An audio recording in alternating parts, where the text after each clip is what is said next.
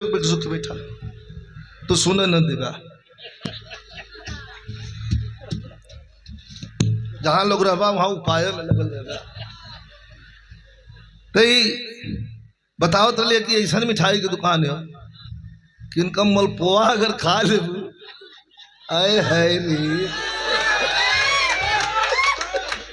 राजन भैया का 500 रुपया पुरस्कार। बहुत बढ़िया दुकान है, बहुत बहुत धन्यवाद। एक बार जयकारा लग जाए, अब हम आगे बढ़ जाए। एक बार प्रेम से बोलिए जोगी वीर बाबा की। ओम नमः पार्वती पते हारा हारा महादेव।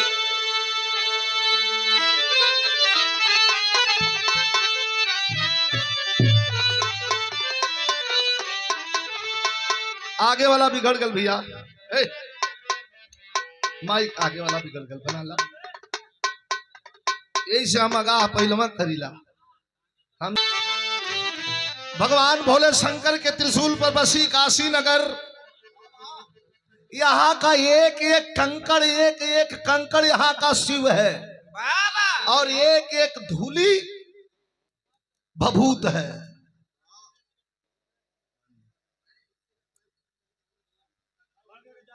एकदम शांति बना लें, बोले मत कोई के आगे कोई ना खड़ा हो। एकदम प्रेम से बैठ के आनंद लें। आप लोग तो सुनते होंगे, हम लोग दुनिया में घूम के सबके गावत सुनावत है, लेकिन आज संजोग कितना बढ़िया हो कि मंदिर में विराजमान जोगी वीर बाबा भी सुन रहा हूं। ये सबसे बड़ी बात, सबसे उपलब्धि हम लोग का हो। तो प्यार से जे भैया जहां हुआ हम कहे के न पड़ी, हमके पता हो। ला स्वर्धरा संत श्री कच्चा बाबा के धाम से ये पुरस्कार हो। अब एक दिन रहल भी रहा, वहां भी आइए छोड़ दिला सी। अब हाँ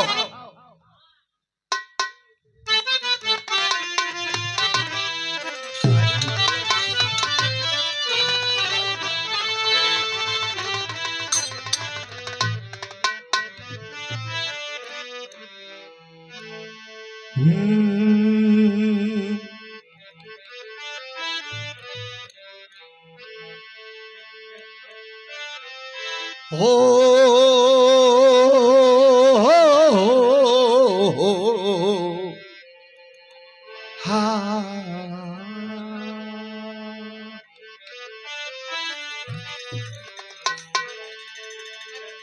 ए भैया, ए सुना यार सेठ जी, अब कचौधन बंद करा गावा दाम हटावा कुल ले जा, जरूरत हो तो मांग जाइए।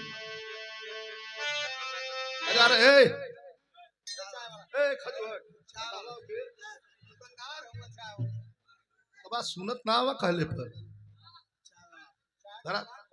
हटावा के ले जा हटा।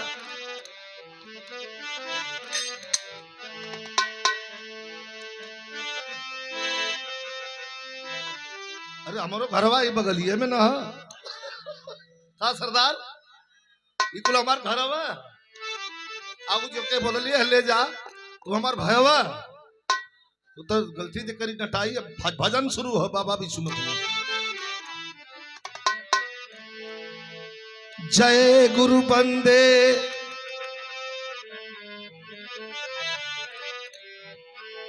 जय गुरु बंदे सदगुरु स्वामी।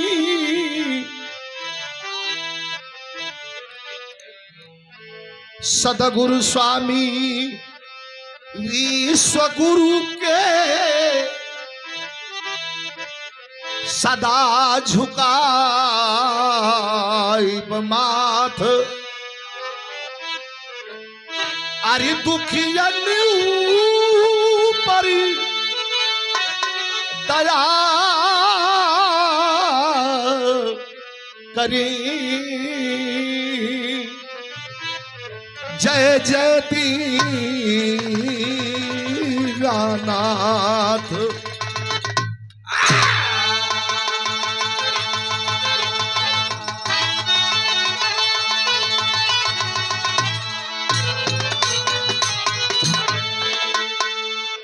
श्लोक हम गावत तो बहुत दिन से है ये देख जी, लेकिन एक दिन कार्यक्रम हमार रहल माई विंध्यवासिनी के धाम में। हर साल हम भरत शर्मा भोजपुरी सम्राट भरत शर्मा जी का कार्यक्रम रहल 9 तारीख के 9 अगस्त के। यूट्यूब पर देख ले हुई आप। एक ठे भजन 4 लाइन श्लोक बोरली। अतले पुजारी बाबा माला लेके कहना विजय जी ये श्लोक ऐसा है कि पढ़ दिया जाए तो तमतमा के भगवती खड़ी हो जाती है। हम कहा महाराज हम तो रोज पढ़ी ला।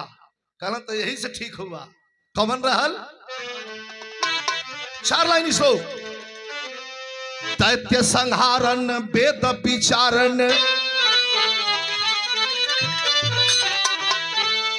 अरे दैत्य संहारन वेद विचारन, और दुष्टन को तुम ही दलती हो। अरे कर त्रिशूल लिए धनुबान, और सिंह चढ़े रण में लड़ती हो। तो फिर बाघ बुढ़ान की सिंह हैरान, कि ध्यान धरे शिव को जपती हो। अरे मुई,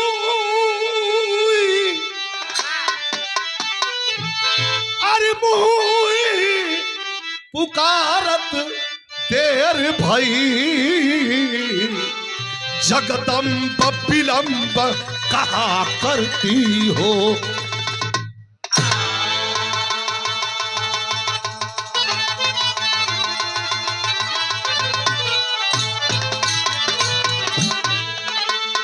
चार लाइन भजन। और ये भजन सतगुरु भजन। सतगुरु कौन है? सतगुरु एक ठे सामने हो जोगी वीर बाबा, एक सतगुरु महर्षि देवराहा बाबा, एक सतगुरु कीनाराम बाबा। ये लोग सतगुरु हुवन। और एक सतगुरु एक कलयुग में मिर्जापुर सत्तेशगढ़ आश्रम पर विराजमान विश्व गुरु स्वामी अड़गड़ानंद महाराज। महाराज के चरण में अब बाबा का भजन, चाहे महाराज का भजन, विश्व गुरु का भजन, चाहे देवराहा बाबा का भजन, चाहे जोगी वीर बाबा का भजन, एक है। आप लोग समझ लिए तो लय बना ला।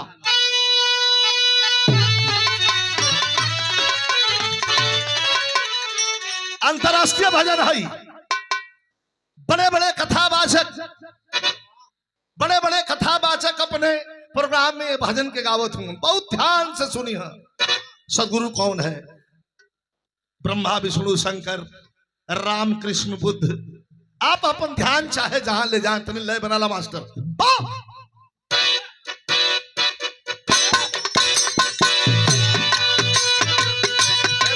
घेरल है बेटा। जय हो।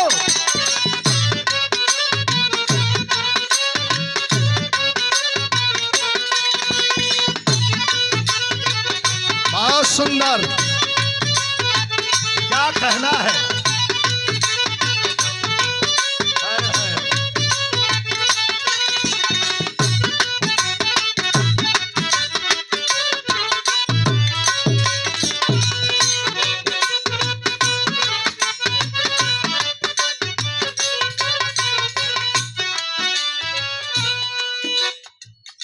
भाव हो कि करुणा निधान सदगुरु,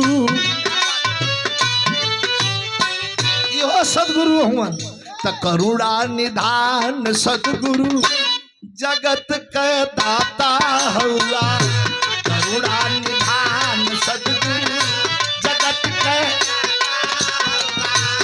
करुणा।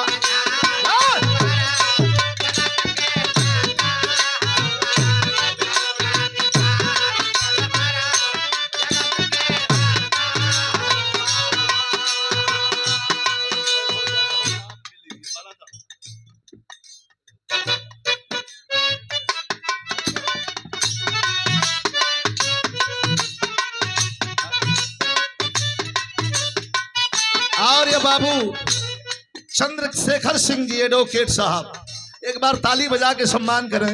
ये 5000 रुपए का पुरस्कार प्रदान किए हैं। बहुत बहुत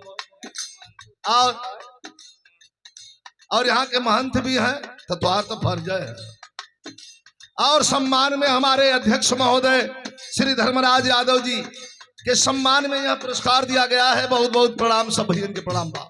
लय बनल है राजन भैया कुर्सी ले ला भाई। देखा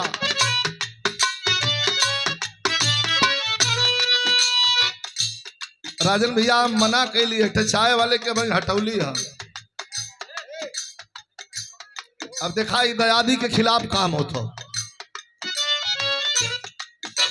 भजनिया गाले बता, अरे करुणा निधान सदगुरु, करुणा निधान सदगुरु, जगत का दाता हुआ।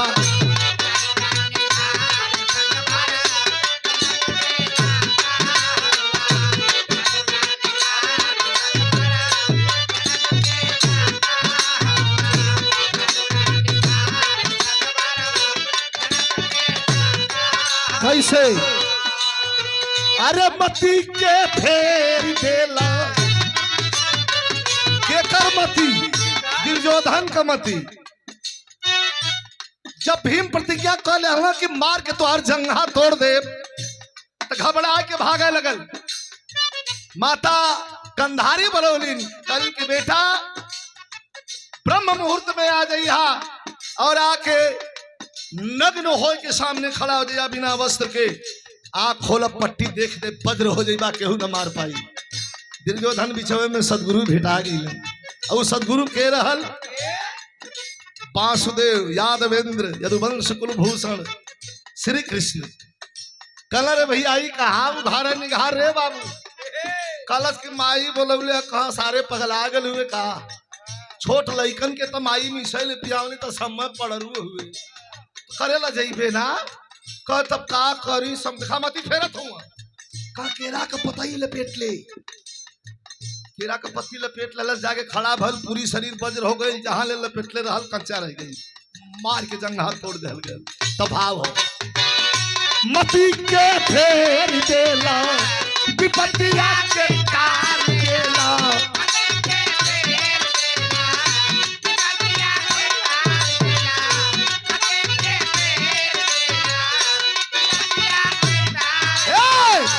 मती के फेर देला, विपत्तिया के तार देला। आ श्री भगवान सदगुरु, अरे श्री भगवान सदगुरु ही जगत के दाता हुआ।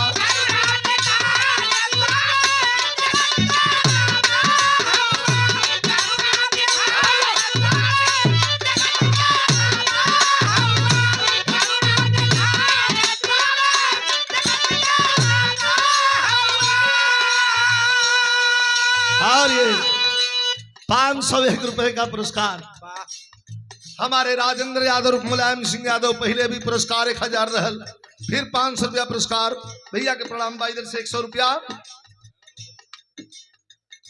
बसंत कॉलेज से हमारे रोहित भैया के द्वारा ही पुरस्कार रहल। रोहित भैया के प्रणाम बा। दूसरी लाइन बड़ी बढ़िया लोग कहेला कोनो यहाँ काम बनई है, बना के चल जाई है, बताई है ना। यही लिए लाइन हो कैसे? अरे भगत के सुन के तेरी, अरे भगत के सुन के तेरी, तनिक ना कैला तेरी।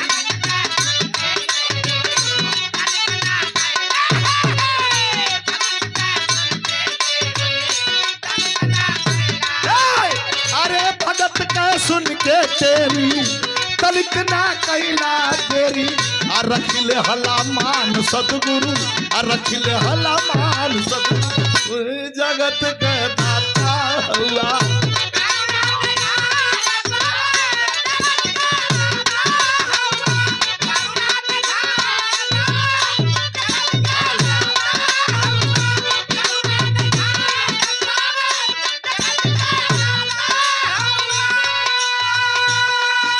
और ये 501 रुपए का पुरस्कार जमानिया क्षेत्र से आए हुए ग्राम सभा त्रिलोकपुर से हमारे छोटे भाई अशोक यादव जी, जो अध्यापक हैं और बड़ी प्रेम 2500 साल से जब हम बचपना में गाते थे तो इनके यहाँ गए थे। ये पुरस्कार प्रदान किया गया है 500 रुपया। बहुत बहुत आपके प्रणाम। आदरणीय श्री जनार्दन यादव जी, राजघाट किला, आपके द्वारा ये पुरस्कार हो। 101 रुपया भैया के प्रणाम बाय। लाइन बड़ी बढ़िया हो, लाइन पूरा हो जाए। सुना, प्रधान से लेके और राष्ट्रपति तक, अध्यक्ष जी राम जी भैया, प्रधान से लेके और राष्ट्रपति तक की लाइन शूट करी कैसे।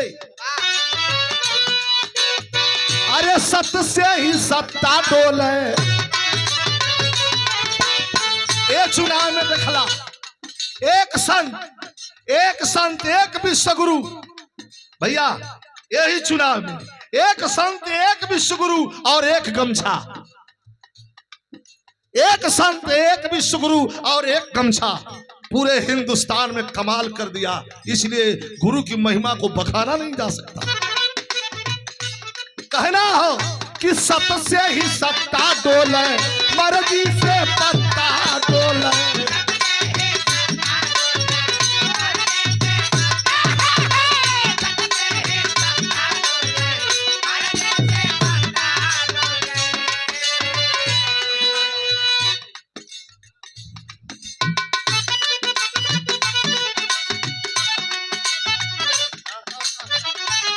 और ये 500 रुपए का पुरस्कार परोरवा की धरती से हमारे जिला पंचायत सदस्य बब्बू यादव जी के बड़े भैया हैं, हमारे छोटे भाई हैं पप्पू भैया।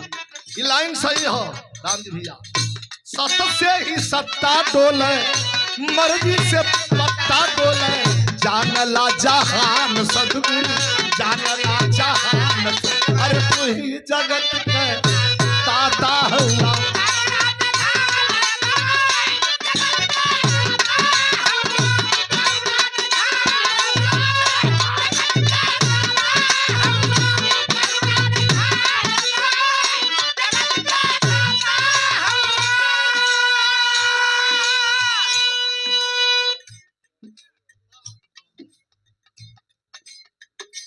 और ये 501 रुपए का पुरस्कार हमारे भैया इन्हें बताओ थे, बोलत थे, अरे बोलत थे।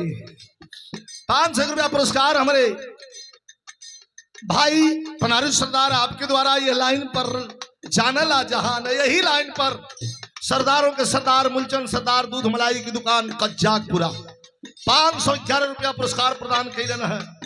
जानला जहान सदगुरु तू ही जगत का दाता हुआ। एक लाइन तो अनमोल है। कैसे अनमोल है? एक मिनट बेटा, कैसे अनमोल लाइन बोला मत हो। कैसे अनमोल लाइन है? सोना का गिलास, सोना का थाली, सोना का चम्मच और सोना का कटोरी रख के बड़े बड़े राजा महाराजा जो होता कि हमारे के सदगुरु रही हन, आप भोग लगे हन। लेकिन सदगुरु कहाँ गई? देखा प्रेम है, दुनिया में प्रेम से बड़ा दुनिया में कुछ ना हो। और जहां प्रेम वही नारायण, जहां प्रेम वही ईश्वर, जहां प्रेम वही लक्ष्मी, और जहां प्रेम वही सरस्वती। प्रेम नहीं, अगर गुस्सा हो, दंभ हो, द्वेष हो, तो वहां सरस्वती लक्ष्मी और सदगुरु नहीं, वहां दैत्य और राक्षसों का वास हो जाता है। विद्वानों ने कहा है सब जो हते रहल, लेकिन गईले कहा भागता पिदूर घर गईला। गरीब एक थे दाना घर में ना रह, राती का बासी साग बनावल रहल, भात साग तनी सब निकाल के रख देले रहूं, भतवा तो खा गल, कुछ रहल नहीं, लेकिन मन में बहाव रहल। का हमरे के नहीं है, हम तो गरीब है, हमारे पास कुछ हो ना, बैठावे का जगह ना हो, खियावे बदे कुछ ना हो। भगवानों तो जानते हो, सतगुरु जानत हो का है। लेकिन अरे भगता पिदूर घर गईला, भाला भगता पिदूर घर गईला, प्रेम से सगवे खैला। प्रेम से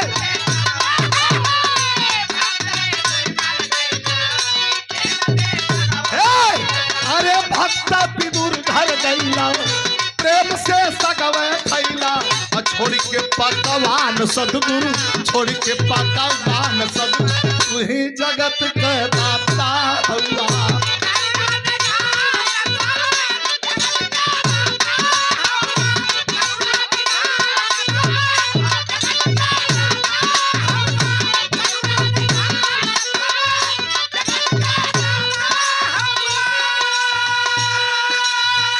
और 501 रुपए का पुरस्कार, लोड बढ़ लेना ऊपर बहु, 501 रुपए का पुरस्कार हमारे भैया थानापुर बिरहा कमेटी के अध्यक्ष भी और हम लोगों के बड़े प्रिय कलाकारों के तो इतने शुभचिंतक हैं अध्यक्ष जी। देखिए थानापुर से इधर जमानिया से इधर कितना दूर दूर से लोग, अहरौरा से धुरिया से हमारे दिलीप इंजीनियर साहब जो हमारे छोटा भाई, ये लोग इतना दूर दूर से ये प्रेम